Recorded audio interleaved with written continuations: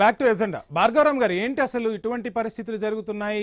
ఒకప్పుడు బీహార్ గురించి మాట్లాడుకుంటే ఇప్పుడు ఆంధ్రప్రదేశ్ గురించి మాట్లాడుకోవాల్సిన పరిస్థితులు వస్తుందన్న విమర్శలు కూడా వినిపిస్తున్నాయి. అసలు ఏంటి అంటే, వ్యవస్థలు ఉంటాయి, వ్యవస్థలు శాశ్వతం, పాలకులు శాశ్వతం కాదు, అధికారం అనేది మారుతూ ఉంటుంది. కానీ అధికారంలోకి వచ్చిన ప్రతి పార్టీకి, ప్రతి ప్రభుత్వానికి కొంతమంది పోలీసుల వల్ల ఆ వ్యవస్థకే ఒక చెడ్డ పేరు వస్తున్న పరిస్థితి. సో ఎలా చూస్తున్నారు ఈ విజయవాడలో సాయికృష్ణ మిస్సింగ్ కలకలాన్ని? ఏం చెప్పదలుచుకున్నారు? ముందుగా నమస్కారం అండి, ప్యానెల్ సభ్యులకు, వీక్షకులకు అండ్ నన్ను ఇన్వైట్ చేసిన మీ బృందానికి. అయితే మొదటిగా నేను చెప్పదలుచుకున్నది ఏందనంటే, ఈ సాయికృష్ణది ఏదైతే మిస్సింగ్ కేసు ఉందో, ఇందులో మనం ఫస్ట్ అర్థం చేసుకోవాల్సింది, ఫస్ట్ ఆయన మీద ఉన్నది ఒక రౌడీ షీట్ అనేది. సో సహజంగా రౌడీ షీట్ అనేది ఉన్నప్పుడు పోలీసులు వ్యవహరించే తీరు అది ఇర్రెస్పెక్టివ్ ఆఫ్ ఏ రాష్ట్రానికి చెందిన పోలీసులైనా వాళ్ళ వ్యవహార శైలి వేరే విధంగా ఉంటుంది. సో ఇది కేవలం సాయి కృష్ణకు సంబంధించి, లేకపోతే ఏపీ ప్రభుత్వానికి సంబంధించి, లేకపోతే ఏపీ పోలీసులకు సంబంధించింది మాత్రమే కాదు. సెకండ్ పాయింట్ ఇంకోటి ఏంటంటే, ఇందులో ప్రతి పౌరునికి రాజ్యాంగబద్ధంగా హక్కులు ఉంటాయి.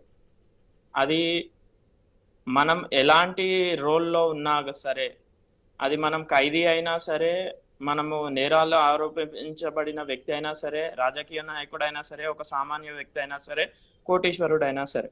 అయితే ఇలాంటి కేసులో ఇది ఒక స్పెషల్ కేసుగా కన్సిడర్ చేసి హైకోర్టు కూడా దానికి తగ్గట్టు మార్గదర్శకాలు ఇవ్వడం, ఆర్డర్స్ ఇవ్వడం జరిగింది.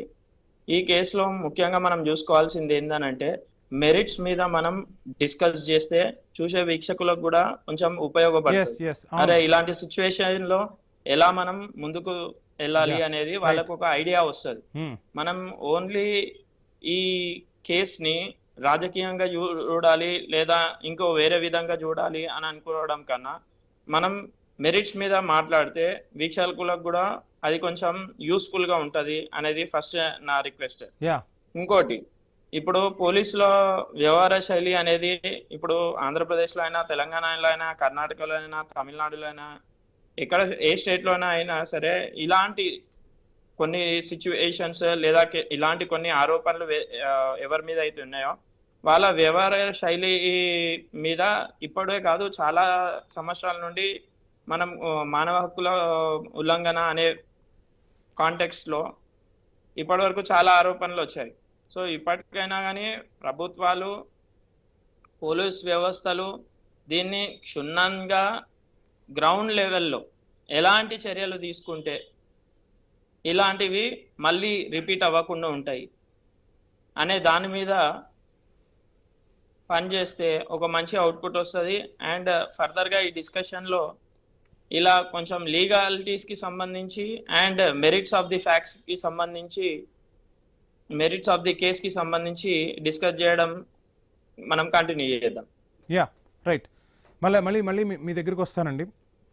సో ప్రసాద్ గారు, ఏంటి అంటే, కూటమి ప్రభుత్వం అధికారంలోకి వచ్చిన తర్వాత ఒక రాజ్యాంగాన్ని అమలు చేస్తుంది అన్న విమర్శలు వినిపించాయి. ఇప్పుడు ఏకంగా ఒక వ్యక్తే మిస్ అయ్యాడు. సో ఈరోజు ఆ కుటుంబం సీఎం చంద్రబాబుని కలిశారు. కలిసిన తర్వాత మాకు ధైర్యం వచ్చింది అని వాళ్ళు చెప్తున్న పరిస్థితి. కానీ వ్యవస్థలను ఎందుకు మేనేజ్ చేయాల్సి వస్తుంది? పోలీసులు తమ విధులు తాము చేయాల్సి ఉంటుంది. పోలీసులను చూస్తే ఫ్రెండ్లీ పోలీసింగ్ అని చెప్తున్నారు. ఏ ప్రభుత్వమైనా, గత ప్రభుత్వమైనా, ఈ ప్రభుత్వమైనా ఫ్రెండ్లీ పోలీసింగ్ విధానాన్ని తీసుకొస్తాం